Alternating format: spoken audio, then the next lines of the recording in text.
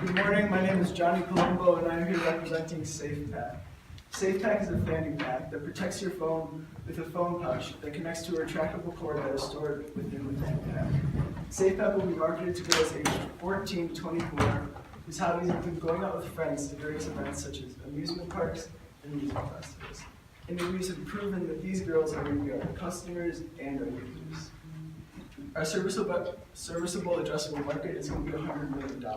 According to NPD Group, a research firm, 4 million fanny packs were sold last year in the United States. Multiply this by our product price, which is $25, and you get your market size. Our first year revenue is going to be $150,000. We're going to get this primarily through selling at Six Flags Great America.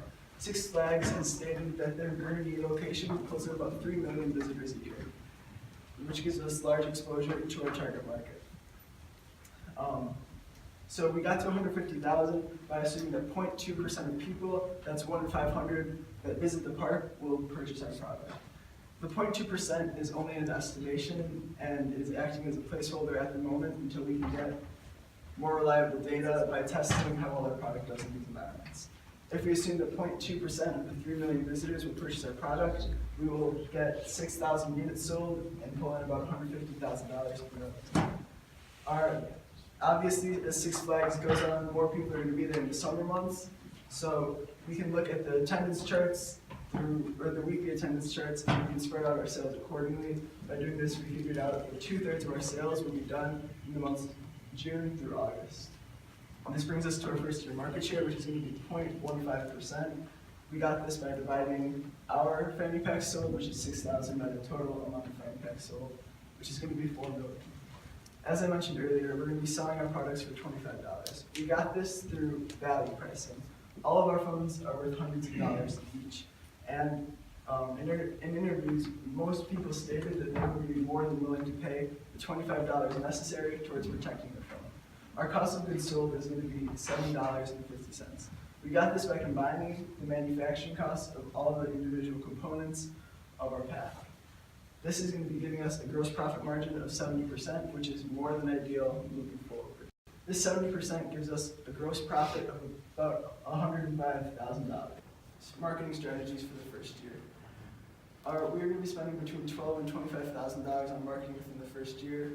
Most of this is going to be through Six Flags. You can see it's a large range. That's because Six Flags has not yet gotten back to us on how much a partnership will cost. From the past expenditures with small businesses, we can assume that they would be taking between $2 and $5 off of each product sale. We've also discussed marketing through Instagram. Instagram is going to be great for us because a large percentage of our target market is very active on the platform. We've also discussed a partnership with Lollapalooza, but no contact has been made with them yet because their sales representatives are currently off and will be until early 2019. As I said before, we're going to be building a website too. This would allow us to get online sales during the months where the park is closed. All of these fall under SG&A and startup costs, so they will not be affecting our gross profit. Thank you all for listening, and remember, don't slack, be safe. Let me start first, man. One of the best ever. It's one of the best ever that I've heard. There's some challenge. Brian's going to question you, but just first, in listening to what you said, I'm going to want that video when you guys are done. Please. It's a hard act to follow, everybody. Go ahead, Brian. Yeah, great job. Super easy to follow. Very nice, very succinct, clear. You know what might be interesting is if you had a screen, a slide that had every number in it. So walk me through your numbers again. Your serviceable market is how many people? There's about 4 million fanny packs sold per year in the United States. That was the 2017 number. And we're going to be selling our product for $25, so that's what got us to 100 million. Okay, so let's go to how many people go to Six Flags. And you said 3 million? 3 million. And Visit the Gertie site. I'm sorry? 3 million visit the Gertie site a year. And then how many of those are your target? Of that 3 million, how many are your target? We don't have the demographics on that. We got the information of 3 million off of a report on Six Flags from 2009.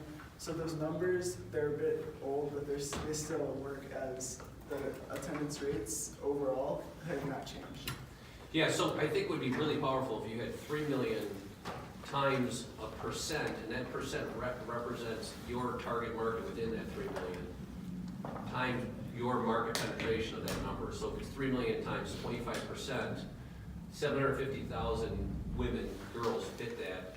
Of that 750, we're gonna be able to get 10% of it, which is 75 times 25. So if you had that number, super clear how you're gonna generate your revenue. Does that, you understand what I'm saying? Yeah, so we accounted for that not everyone that visits Six Flags is going to be part of our target market. That's why we tried to underestimate the people that would buy it. Our conversion rate was 0.2%, which is very low. And with that, we can still make $150,000 in revenue.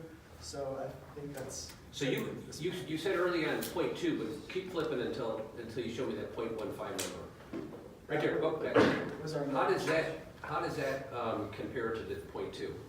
So this is how many fanny packs we will be selling compared to how many fanny packs are sold everywhere. The 0.2 is the amount of people that visit Six Flags. The 0.2 is our conversion rate. Of the Six Flags, 3 million. So you did 3 million times 0.2 times $25, and if I did that math, that comes out to 150,000. Yeah. And that 150,000 represents 0.15 of the 4 million. Yes. Okay. Yeah, if you just add one slide showing that equation 3 million times, and if you can get that demographic, that's just going to make your presentation more compelling. I think it's probably available because I imagine somebody has that. And then how are you going to sell this at Six Flags? So Six Flags actually has experimental activation, is what they call it. You can set up a stand or like a truck, like a food truck, something like that. You can set up tents, and they will offer to let you staff it, or they can staff it themselves. Obviously, if they're staffing it themselves, they need to take more off of each product sold. And they can also run ads throughout the park so that more people will come to your stand. Yeah. And so the stand is free, but they're going to take a percent of the sales. They're going to take a certain amount of money for each one you sell. Mm-hmm. That's what they've done for past small business. And it sounds like your numbers don't include Lollapalooza. It sounds like straight from Six Flags. No, yeah, Lollapalooza has not. They're like salespeople, they're marketing people. They're not right now because the festival isn't until August. But that would be added to the 150. That would add to it a lot. Yeah, again, as you continue to refine your presentation, it'd be really helpful to say, here's another source of revenue, and here's kind of how we're looking at that. Yeah, so we think for the first year we're just going to focus on Six Flags because that is more focusing on the entire summer instead of Lollapalooza, which is just 4 days.